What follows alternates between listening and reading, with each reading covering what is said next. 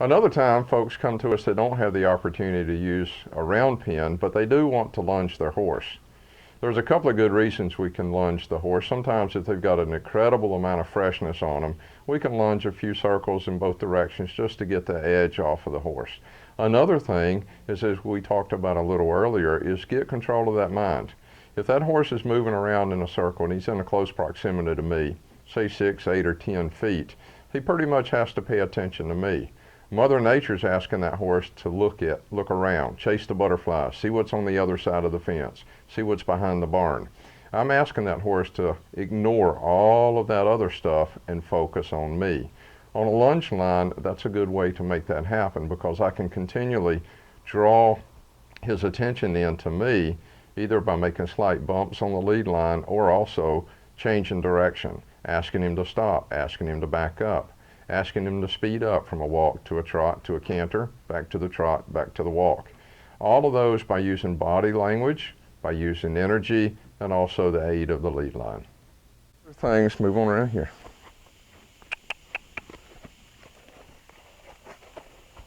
Now back off, back off, back off. I know. Thank you, good. So for the horse's benefit, anything that I ask of him, anything I request of him, I want to be about 5 or 6 feet away. Anything closer than that, at this position, he has to turn his head one way or the other to see. Plus, if you remember back in grade school, not in grade school days, but in high school days, when the highway patrol would come and they'd give us the drunk goggles to put on, and the world was a blur, that's what I look like to this horse, this close. It's like, boy, Jim, you are 8 up this close up. So to benefit him and to help him out, I want to have some direction. Now, you also noticed as I moved that horse around, did my feet move? They stayed right here. And I put him in position. That's another one of those leadership roles. I stay, he moves. Everything that we do, I'm the one that stands, he's the one that moves. So if you go to herd dynamics, the lead horse isn't the one doing all the moving around. The lead horse is the one telling all the moving around. When I lunge my horse, it's going to be just like when you started out on the free lunge, is I'm going to be straight in front of that horse. So if you envision that there's a parallel beam between you and the horse, and that horse is on it and I'm on it, so there's this big long board. Now as that horse's head moves around, as his body moves, if he's learning to lunge, I've got to move with him. Because my entire goal is to apply pressure to this eye to create the horse to move over there. I don't worry about anything from the shoulder back. I promise if anything up here goes that way, the rest of it will go with it. If not, we'll take him to the carnival. So I'm on the board, he's on the board. I didn't invite him up. He read that I wanted him to come with me. So I didn't scold him. I said, no, just please go back over there and stand. So I'm going to point high and to the right, just like in lunging. I'm going to start walking down the board and kissing. And I'll start creating a little energy to his right eye. All right? So I'll say, would you please go here? If you'll notice, I'm not leading him over there. I'm just saying, would you please go over there? I'll start down the board. He'll move backwards because he's feeling my energy. He just fell off the board, now he's going. You look at my tracks, I never made a circle. A lot of people would start doing this. They start down the horse, they say, no, get over there. See what the horse did? So then I keep moving, he keeps moving, so who's lunging who? You right? You're walking down the board. I'm walking down the board. I don't come off the board. Who comes off the board loses. There. So as soon as he picked up what he wanted, my energy went away.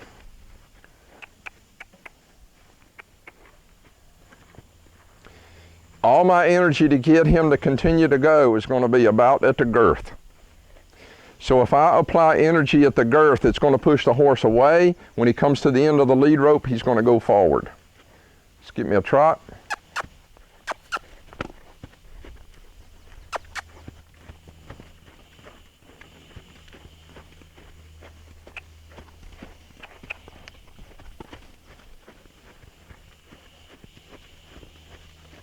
It gives me what I want.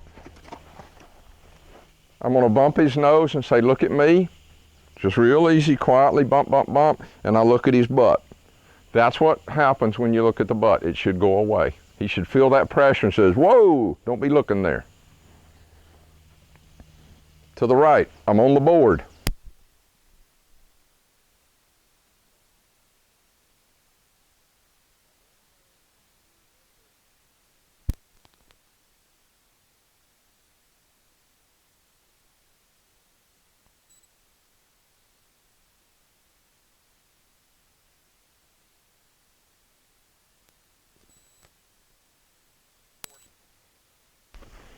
I don't want to hold my horse in the circle. He should feel the weight of this lead and soften to it. If he doesn't, I'm going to bump him. I'm going to bump him. But I don't want a June bug on a string running round and round me. Because the more we teach him to use us for balance, the more he will use us for balance. I want to trot. There.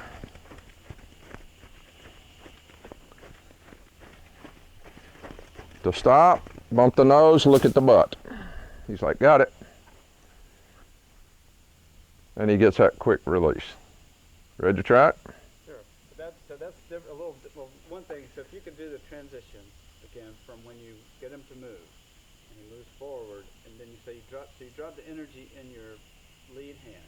But what do you do with your body? I position my body just like you had your body as he was going around, just behind the shoulder. Your body energy is still It's hitting him right square in the girth. Right. It's saying go, go, go. It's this, because you were pointing with this. Mm-hmm. I'll bring it right back. When I bring my hands back to the center of my body, that's the reward for him. You're doing right. If my hand is out here, it's nagging.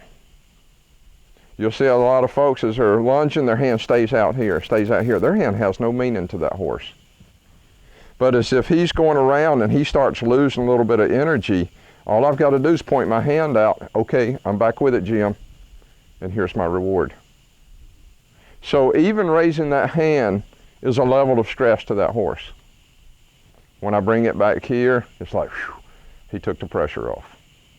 So as your horse, as you do it more and more, your horse will start recognizing, like now, he probably will,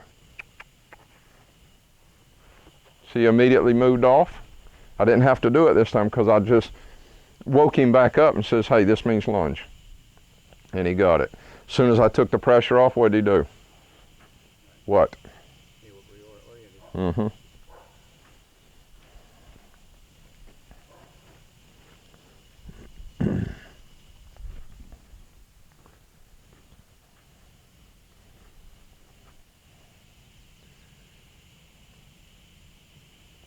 So just take your time and think about it. You make a mistake, fortunately the horse doesn't keep up with it.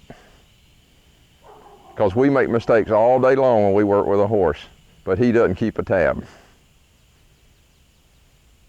He's not like our wives. There you go, good. Just kind of a little energy towards that shoulder to keep him moving out. Good. And I still want to try and stay right in the, I don't even want to. There you go. You don't want to walk around much. You kind of want to pivot. It's actually easier for the horse. The more in one place you stay, it's easier for him. Just point out. Now drive him on. Come on back in. Come on. Come on in. Come on. There. Because you'll see a lot of horses in the beginning, if they don't know how to lunge, their immediate response is to back up. Well, you don't stop them from backing up. You just, well, that can continue on till we make the right step. So as he was backing in the beginning a while ago, I didn't scold him. I just kept that same level of pressure. I didn't increase it. I just kept the same pressure there until he gave me what I wanted. Pick him up to a trot, so point, kiss. There you go. So when you bump him to bring him back into the circle, you'll have to throw just a little bit of energy out there saying, nope, keep going. Bump and point. Yep. There you go. That's good. There you go. Now go ahead and to stop your horse, bring his nose to you and look at the butt. Keep bumping that nose. No, don't walk to the butt. Just look at it. You walk to it, it's just going to cause him to keep doing that. If you'll notice, as he and I were going around a while ago, when I was getting ready to get that stop, I bumped the nose and I took this one foot and looked over there at the butt. So as soon as I bumped that nose, he said, "What?" I said, "Look at me looking at your butt." "Oh, please don't." And he spun it around. Okay. So when he stopped, so he oriented his head towards me, but his body's not. So what I want is, I want him straight away. So So, it's a little confusing for him. Both of us are standing there. right. Several different things happen though. So if you want to correct that, just take this hand out here. Just No, we don't move the front, we move the hip. Okay. All right? So put the lead in your right. My right. There you go. Now just kind of take a step over there and look at his butt. Just one step, big step. Now back him up. All right, so he's squared up that way. I would rather he had not moved his feet, his hind feet. So what I would have done when I saw he was getting ready to lift that front foot up, I said, "Whoa, hold that foot still." If you would have shook that lead, his front end would have locked down. Then his hind would have moved over. The horse, it's incredible how easy we can communicate to him. Once we start learning all the little things, and teaching him those little things. But it's just like, back that horse up a couple of steps. Just, there you go. Now move your body to the left as you do that. See how you just turned your horse? You didn't put any pressure on the nose to go left or right. Your energy just said, "Move your hiney over as you take that step. Move your hiney." He's like, "Got it. I'm glad to." Instead of all this, because if you went to tugging his nose, he's going to interpret that come forward or move this way or move that way. So all that was just focuses of energy in different places that controlled that horse. You can parallel park this horse. 99% of the time, horses, once you teach them the back, you can parallel park them, put them anywhere you want them. That's pretty cool. All right, let's go to your left, his right.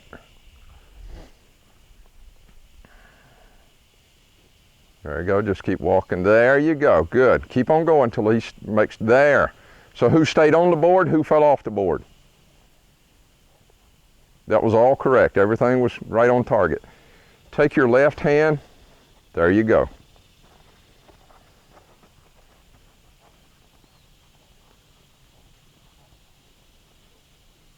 Ask for the trot. Good. And ask for the stop. Bump and step to the hip. Don't walk, just step. There. See, you're wanting to walk around. The more you walk around, the more that hip's just going to keep spinning. You just say, hold your nose here, straighten up. And just act like that nail. And a lot of times as you get better at this, you'll just put a nail in one foot and you'll just kind of pivot. As that horse lunges, you'll pivot just like that. And then when you go to stop him, it's just like that. As you get more and more comfortable and you get more subtle, you'll see that he gets more and more subtle in the things that you ask of him. Go to the left again.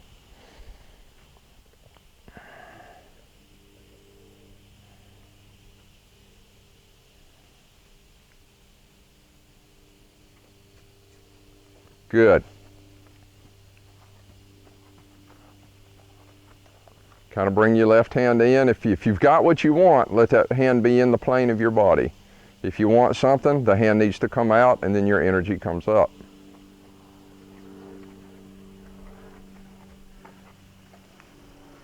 So to show you something, I want you to just step left right now. Step left. What happened? Exactly. Exactly. So if you, again, let's go back to Star Trek. All right? You remember that one too. Yep. We all ran around with our tasers. Well, that taser shot a beam out just like this.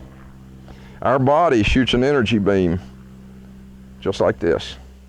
So wherever that energy is focused, you honestly could have taken your body without step, and I told you to step left, but if you'd have just turned your body in front of that horse, you'd have got the same thing. You just shot this energy out there and that horse ran into it and he's going to stop. You could have moved that energy too much to the hip, that hip would have went away. Horses read, oh, it's incredible how they can read that stuff.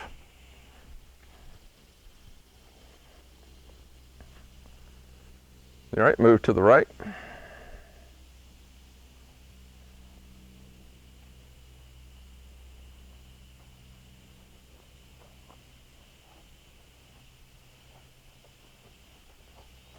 Give me a trot.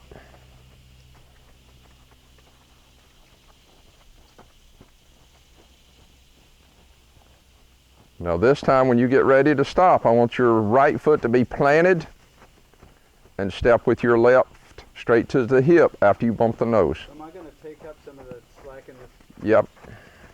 So what a lot of times I'll say is put your hands together, slide your right hand down the rope to take up the slack.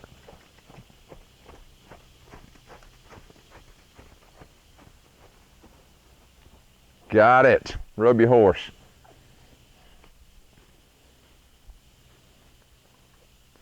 So you know that he will try really hard once he realizes, okay, I'm in the ball game and I can't get out, all right? Then he tries real hard to do what's asked of him. But sometimes, you know, it might take, well, it's the more you spend time with him, in 5 minutes, you'll be like, yes, sir, what's next, Ron? So as you and him begin to communicate a little more each time, he comes a little quicker in being part of you. But even when I go catch a horse that I've been riding, we still got to take a minute or two. And we maybe only take that minute from leading from here to here. But it's like, are we on the same sheet of music by the time we get to the barn? Yes, we are, Jim. Well, then we can go ahead and ride. But make sure that every little thing, that your goal when you first catch that horse, are we on the same sheet of music? Yes. Are you willing to do what I ask of you? Yes. Now we can go have fun. But, you know, folks will come to me, well, my horse bucked me off, and he did this, and he did that. It's because they weren't on the same sheet of music. It was a yin and a yang going on. But it's not as much an issue with you and him, but with the person with the young horse from the ground, you definitely need to be on the same sheet of music before you ever get in the saddle. Got it? All right. All right.